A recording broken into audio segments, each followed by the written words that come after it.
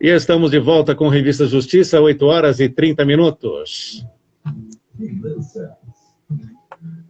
Quadro Finanças de hoje, falando sobre orientações de como começar a educação financeira dos filhos. Nossa convidada é a administradora, especialista em finanças, Catarina Sacerdote. Doutora Catarina, seja bem-vinda mais uma vez. Lembrando que esta conversa também está no Instagram. Seja bem-vinda, bom dia. Bom dia, Sérgio. Obrigada. Agradeço mais uma vez o convite para a gente conversar um pouquinho sobre finanças.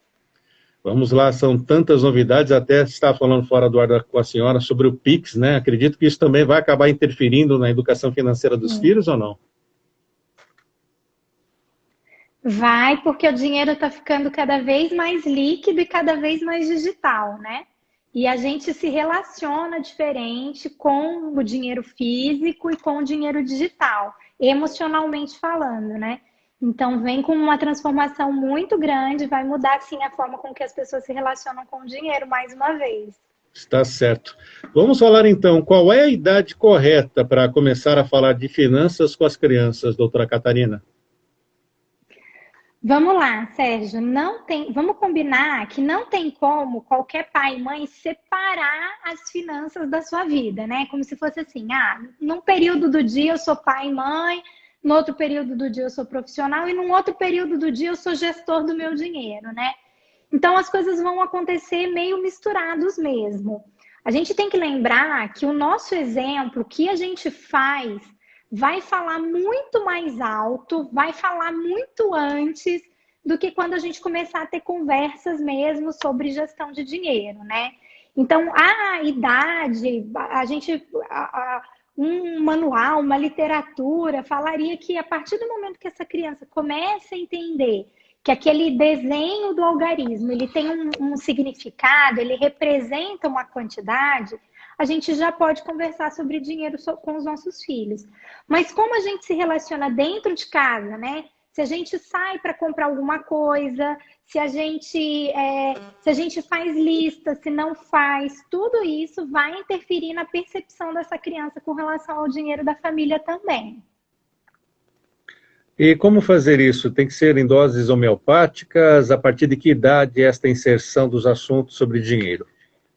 Eu recomendo assim, primeiro ficar muito atento, né? A partir do momento que essa criança entrou na nossa vida, a gente precisa ficar muito atento sobre como a gente se relaciona com o dinheiro. É uma maneira bacana ou tem pontos a melhorar, né? Aonde que eu coloco isso? Por exemplo, você se endivida demasiadamente para tirar férias, né? Esse exemplo, né? A criança está ali percebendo que os pais tiram férias, vivem um momento muito bom e depois vivem um momento de escassez muito grande, né? Então, vamos supor, isso da percepção das férias, da percepção da lista de mercado, de falar sobre consumo e desperdício, isso não tem idade. Isso você pode começar já antes desse aletramento financeiro, digamos assim, né? A partir do momento que a criança começou a entender, geralmente ali na fase da alfabetização, ela começou a entender que 10 significa um numeral e também é uma fase em que a criança costuma a começar a ganhar dinheiro de familiares, né? Lá em casa, o assunto propriamente dito entrou em voga quando o meu filho ganhou um dinheiro da fada do dente, né? Então, a gente começou a explicar que aquele dinheiro ele está muito relacionado com um presente que ele ganhou, mas que ele pode guardar uma parte daquele presente para que ele possa realizar coisas maiores lá na frente. Mas não foi iniciativa da senhora esse presente, foi? Não foi. Não, porque eu tenho muita ressalva sobre as formas com que a gente oferece dinheiro, a gente como pais oferece dinheiro para os filhos, sabe? Tá. Porque tudo que a gente vivencia, tudo que a gente presencia durante a infância vai ficar registrado de alguma maneira lá dentro da nossa cabeça, né? E se você tem, no nosso inconsciente, e se você tem um ser mágico que aparece e te presenteia de tempos em tempos, né? Isso gera também adultos que ficam esperando esse ser mágico em algum momento. Eu acredito, inclusive, que é por isso que a gente tem tantos brasileiros que apostam na Mega Sena, por exemplo, né? A arrecadação da Mega Sena, ela é sempre muito maior do que o tamanho dos prêmios e poucas pessoas notam que elas estão tentando uma chance que é muitíssimo baixa, né? Tem gente que até tem metodologia, investe sempre, investe não, joga os mesmos números, mas na verdade essa pessoa está esperando que o Papai Noel traga um dinheiro mágico para ela, enquanto na realidade, na maior parte do tempo, o que a gente vai precisar fazer é gestão dos recursos que a gente tem, que a gente ganha, que a gente trabalha e recebe. Então, quanto mais a gente puder transmitir isso para as crianças, transmitir valores que são fortes, fortalecidos para essas crianças, mais forte vai ser essa relação com o dinheiro lá na frente. Então, toda essa minha construção para te explicar que quando a gente está falando de finanças e crianças, é muito mais importante a gente entender e estudar sobre como é a nossa relação emocional com o dinheiro, do que necessariamente com o número, com o dinheiro de papel, né, com as moedas, com o cofrinho, justamente porque lá na frente a gente vai se tornar adultos com valores emocionais. Agora está muito na moda usar essa palavra assim, crenças pessoais a respeito do dinheiro, que podem fazer a gente ter uma relação saudável ou não saudável com o dinheiro. Isso até me recordou da semana passada. O consultor Ari Henrique, no quadro Finanças, falou sobre senhor, como que é? Eu esqueci a terminologia aqui. É senhor ou para servir, servo, né? Isso, O servo, ele é meu senhor pessoas... ou ele é meu servo, né? O dinheiro. Isso, a família passa para a criança, isso também? Passa muito para a criança, através de frases, né? De justamente a criança observar esse padrão, essa relação, né? Tanto que a minha experiência maior com educação relacionada a crianças está muito relacionada à minha experiência pessoal, né? Então eu falo assim, que eu me recuso a falar para o meu filho que eu não tenho dinheiro. Horas, ele me vê trabalhando 10, 12 horas por dia. Como que essa mãe que sai, que abre mão de cuidar de mim em troca de um salário, né? Nunca tem dinheiro. Então, tá trabalhando de quê, né? Tá trabalhando aonde? É um trabalho que pode o tempo todo se deteriorar dessa maneira, né? Então, desde que o meu filho é muito pequeno, eu expliquei para ele por que a gente trabalha, né? Eu expliquei através de um livrinho. É um livrinho que não tem nem a ver com dinheiro. É um livro sobre algumas relações de trabalho. E expliquei para ele que as pessoas trabalham, antigamente as pessoas trocavam os produtos do seu trabalho, né? Então um plantava uma coisa, outro plantava outra e fazia intercâmbios entre si. Ao longo do tempo, o dinheiro, a moeda nasceu para a gente facilitar esse intercâmbio dentro daquilo que a gente gosta mais de fazer ou é melhor em fazer. Então eu falo assim, meu filho era muito bebezinho porque é essa coisa de mãe, né? Mas meu filho devia ter uns 2 anos, ele já entendeu perfeitamente que a pessoa que sai para trabalhar está trocando a sua força, né, o seu potencial por recurso. E a partir de agora a gente vai planejar o que a gente faz com esse dinheiro. Então, sempre que eu vou negar alguma coisa para o meu filho, eu falo assim, filho, a gente planejou outra coisa. Eu até falo assim que eu nunca falo, muito raramente eu falo a palavra não nesse contexto em que eu quero ensinar, né? Óbvio que a criança precisa ter contato com essa frustração, precisa ter contato com o não, mas eu foco muito mais no comportamento desejado. Recomendo que com uma criança pequena a gente reforce o comportamento desejado do que o que a gente não quer que ela interiorize, né? É aquela famosa frase do não pense num elefante rosa, né? Não importa que tenha um não lá na frente, veio na memória de todo mundo um elefante rosa.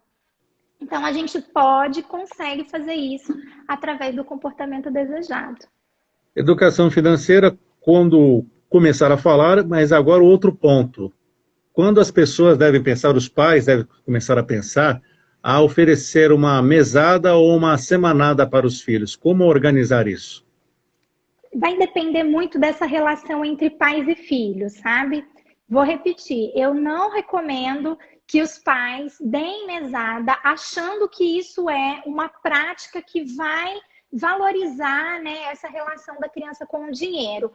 O simples fato de dar mesada, ele não é suficiente. O simples fato da criança se relacionar com o dinheiro, ele não é suficiente. Então, eu recomendo, dá para fazer de duas maneiras, né? Dá para fazer através de um jogo de tabuleiro, né? Então, você pega uma folha A4, assim, divide em 4 e faz uma casinha do gastar, do guardar e do doar, né?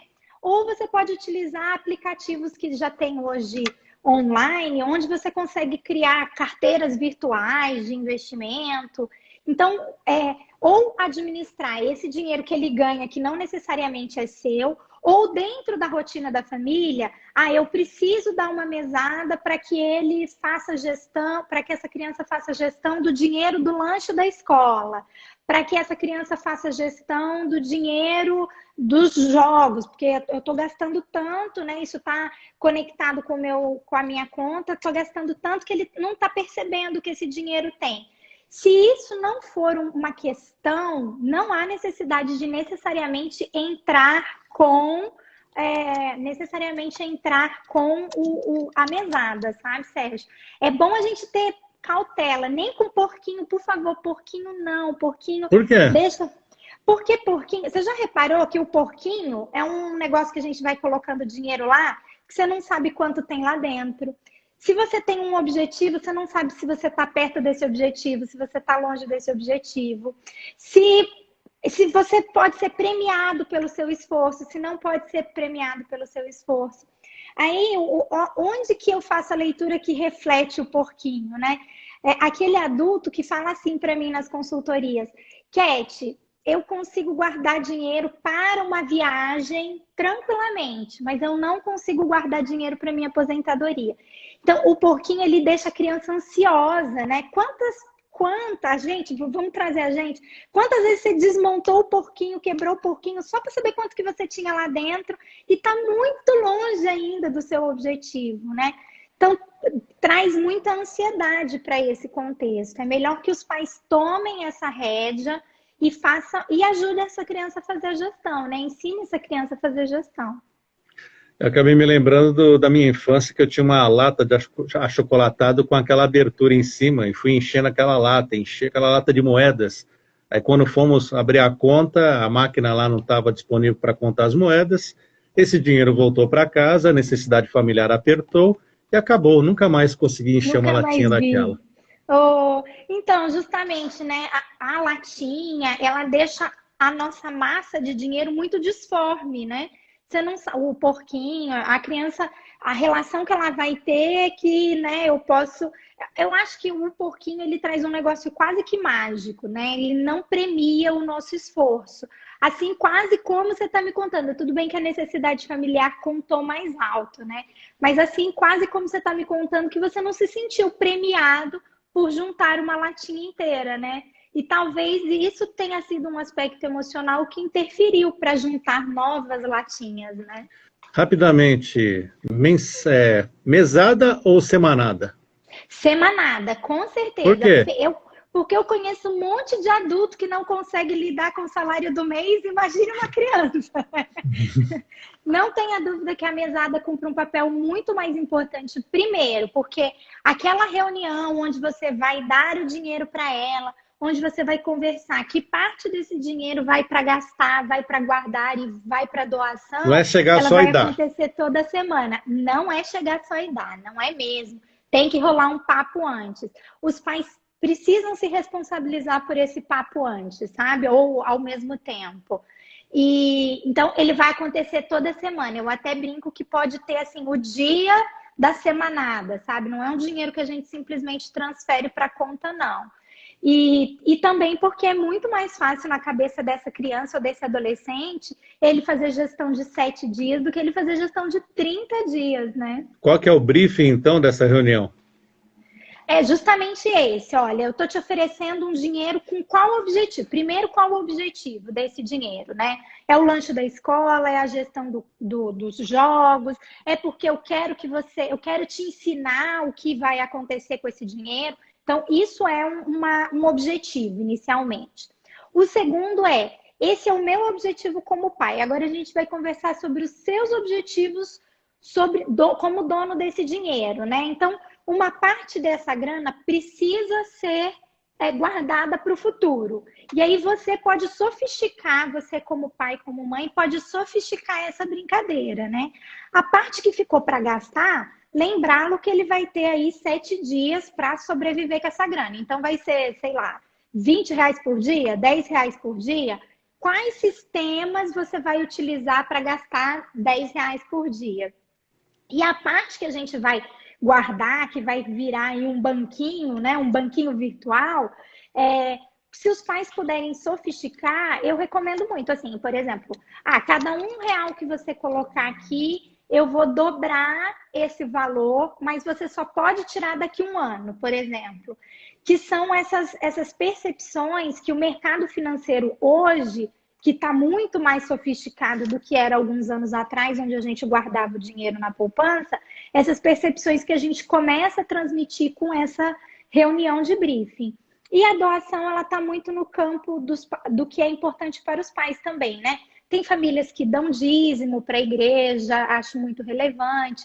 Tem famílias que fazem doações periódicas. Então, se a gente ensinar que uma partezinha vai também para essa doação, fortalece esse sistema de altruísmo, de cuidar do outro na nossa sociedade. Infelizmente o nosso tempo já está esgotado. Falamos no quadro Finanças sobre a orientação à educação financeira dos filhos com a doutora Catarina Sacerdoti, administradora e especialista em finanças, que volta aí na próxima semana conosco. Vamos combinar, tá bom, doutora Catarina? Muito obrigado. Sim, obrigada. Tchau, tchau. Tchau, tchau.